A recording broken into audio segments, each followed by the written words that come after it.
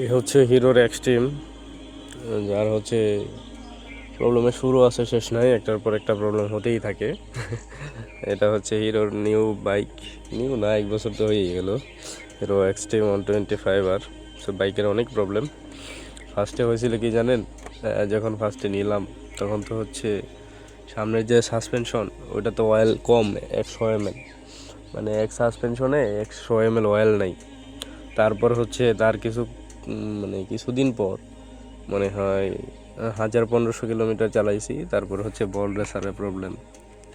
এটা হয় কি, যখন রানিংয়ে ব্রেক ধরতাম, সামনের ব্রেকটা যখন ধরতাম তখন হচ্ছে থ্যাটার থ্যাটার থ্যাটার করতো, মানে লাভ পারতো, মানে বল রেসার চলে গেছিলো।